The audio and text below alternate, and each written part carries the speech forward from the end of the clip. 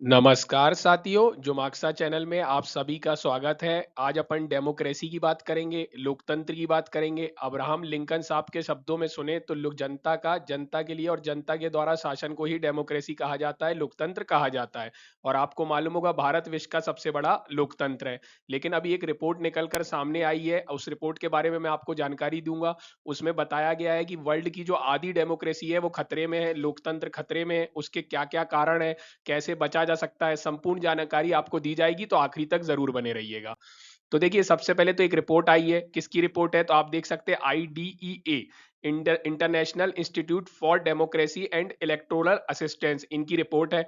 इनने अपनी annual report में बताया है कि वर्ल्ड में, विश्व में आप देख रहे हैं, कहीं पे वॉर चल रहा है रसिया यूक्रेन का, तो कहीं पे क्या बोलते हैं, इन्फ्लेशन बढ़ रहा है, कहीं पे कोई समस्या है, कहीं पे क्लाइमेट क्राइसिस है। तो इस तरीके की बहुत सारी चीजें हैं जो लोकतंत्र के सामने चुनौती बनकर खड़ी हैं, और जिसके कारण क्या हो रहा है, लोकतंत्र जो है क्षरण हो रहा है, लोकतंत्र का डिक्लाइन हो रहा है। आप देख सकते हैं, जैसा कि मैंने आपको बताया, जनता के शासन को ही लोकतंत्र कहा जाता है। आप जैसे भारत में देखते हैं या कहीं भी लोकतंत्र में देखेंगे तो जनता की आवाज को हमेशा क्या है, स्वीकार किया जाता है। लेकिन आप देख सकते हैं कि जो फंडामेंटल राइट हो गया, सिविल लिबर्टीज हो गई, रूल ऑफ लॉ हो गया। रूल ऑफ लॉ का मतलब, जैसे आपको मालूम है, आज अपने यहाँ हर कोई संविधान के दायरे में रहते हुए कार्य करता है। अपना कॉन्स्टिट्यूशन ऑफ इंडिया क्या है, सबसे ऊपर है, लॉ अपना सबसे ऊपर है। उसके अंदर ही अपने यहाँ के प्रधानमंत्री हो, चाहे कोई भी व्यक्ति हो, उसके अंदर उसके दायरे में रह के कार्य करते हैं। लेकिन रिपोर्ट ऐसा बता रही है कि सिविल लिबर्टीज जो है वो, उनका क्षरण हो रहा है, उनका डिक्लाइन हो रहा है। बहुत सारे देशों में रूल ऑफ लॉ खतरे में पड़ चुका है। और आप देख सकते हैं, ऑथोरिटेरियन गवर्नमेंट को क्या है, बढ़ावा मिल रहा है।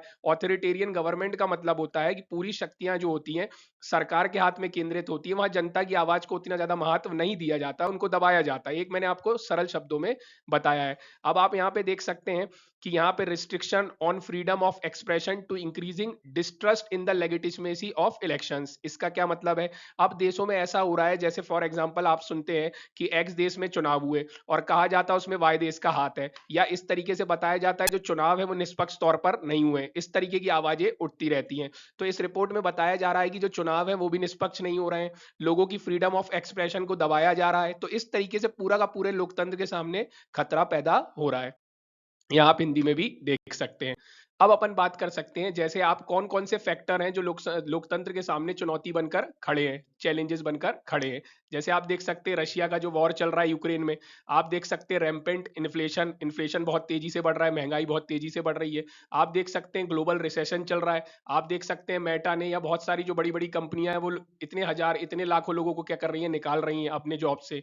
आप देख सकते हैं क्लाइमेट चेंज, क्लाइमेट चेंज तो आप देख ही रहे हैं कि किस किस तरीके के जो वायरस हैं वो बर्फ के नीचे दबे थे, तो उसके क्षरण के कारण निकल रहे हैं। गर्म कितना ज्यादा हो रहा है, ग्लोबल वार्मिंग, वो वार्मिंग कितनी ज्यादा बढ़ रही है। आप देख सकते हैं कोविड-19 पैंडेमिक ने तो सबके सामने आर्थिक चुनौती बहुत बड़ी खड़ी की ही है। तो इस तरीके के जो चैलेंजेस है वो लोकतंत्र के सामने खड़े हैं। अब देखें यहाँ पे IDA का क्या कहना है। The world faces a multitude of crisis, मतलब बहुत सारी चुनौतियां हैं। आप देख सकते हैं कॉस्ट ऑफ लिविंग की चुनौती है, आज घर लेना इतना सस्ता रह नहीं गया है, खर्चा बढ़ता चला जा रहा है। अब आप देख रहे हैं कि कहीं न्यूक्लियर युद्ध ना हो जाए, तो न्यूक्लियर कन्फ्रंट्रेशन की समस्या है। फिर आप देख सकते हैं क्लाइमेट क्राइसिस लगातार बढ़ता चला जा रहा है। और वहीं अब एक नई चुनौती आ गई है कि डेमोक्रेसी का लगातार क्या हो रहा है, क्षरण हो रहा है। और इन्होंने जो रिपोर्ट निकाली है, ये किस डेटा पे निकाली है? Data compiled since 1975। चलिए अब आगे देखते हैं। यहाँ आप हिंदी में भी देख सकते हैं। अब अपन बात करते हैं बैक स्लाइडिंग डेमोक्रेसी कंट्रीज। मतलब क्या हुआ, जो कंट्रियां जो डेमोक्रेसी में पीछे की तरफ जा रही हैं, जिनकी डेमोक्रेसी का क्षरण हो रहा है। अब आप देख सकते हैं कि इतना ज्यादा क्षरण हो रहा है कि इतना ज्यादा कभी देखा नहीं गया है। और इनमें पोलैंड हो गया, हंगरी हो गया, US हो गया, इन सबके यहाँ लोकतंत्र का क्या हो रहा है, क्षरण हो रहा है। और आप देख सकते हैं क्या इनके ऊपर आरोप लग रहा है, कैसे लोकतंत्र इनके यहाँ गिर रहा है। तो आपको जैसा मैंने बताया, पॉलिटिकल पोलराइजेशन को लेकर हो रहा है। इंस्टीट्यूशनल डिसफंक्शन, मतलब इंस्टीट्यूट जो होते हैं लोकतंत्र के, वो उतने अच्छे से कार्य नहीं कर रहे हैं। और वहां की जो सिविल लिबर्टीज है, लोगों के बोलने के जो अधिकार है, जीने के जो अधिकार है, मौलिक अधिकार है, उनको क्या है, खतरा दिख रहा है। तो आप देख सकते हैं इस लिस्ट में US तक शामिल है। वहीं आप देख सकते हैं कि अब जैसे आपको मालूम होगा कि यूरोप है, जो यूरोप, उसमें आधे यूरोप में भी क्या हो रहा है, लोकतंत्र का क्षरण हो रहा है, डेमोक्रेसी गिर रही है। लेकिन जैसे ही रशिया का यूक्रेन पे वॉर हुआ है, उसके बाद बताया जा रहा है कि अब वो लोग क्या कर रहे हैं, लोकतंत्र को एज अ बेस बना रहे हैं और रशिया के खिलाफ हथियार के तौर पर यूज कर रहे हैं। अब आप यहाँ पे देख सकते हैं the Russian war of aggression in Ukraine has shaken Europe, forcing the region to rethink security consideration and dealing with impending food and energy crisis. जो उनके यहाँ पे झगड़ा हुआ है उसके बाद आप देख रहे हैं रशिया ने गैस बंद कर दिया और भी बहुत सारी चीजें हो गई हैं, खाना नहीं पहुंच पा रहा है, तो उनको क्या है कि सिक्योरिटी कंसिडरेशन को ध्यान रखना होगा, फूड और एनर्जी क्राइसिस से कैसे लड़ना है, ये लोकतंत्र के सामने भी उनके चुनौती है। यहाँ आप हिंदी में भी देख सकते हैं। अब अपन बात करते हैं आगे।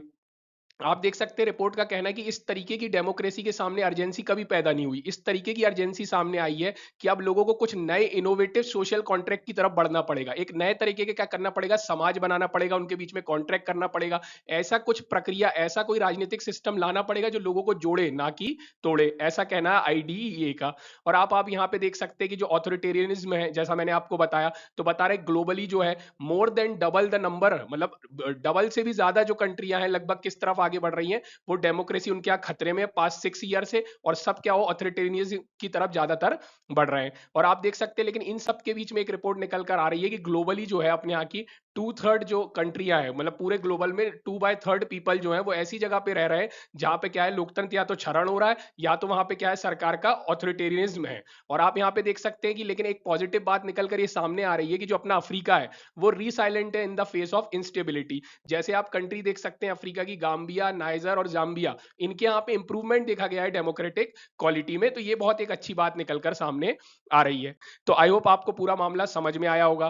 तो डेमोक्रेसी का क्षरण हो रहा है, कैसे इसको रोका जा सकता है, उसके लिए सरकारों को आगे आना पड़ेगा, जनता की आवाज को महत्व दिया जाना चाहिए, ऑनलाइन जितने भी फ्रीडम ऑफ एक्सप्रेशन होते हैं उनको बढ़ावा दिया जाना चाहिए, और भी बहुत सारे मुद्दे हैं, देखते हैं आगे क्या सॉल्यूशन निकलेंगे, जो भी आएंगे आपको बताए जाएंगे। आप हमसे कांटेक्ट कर सकते हैं, हमारी डिटेल है। Thank you, thanks for watching. Video पसंद आया हो तो लाइक शेयर सब्सक्राइब जरूर कीजिएगा।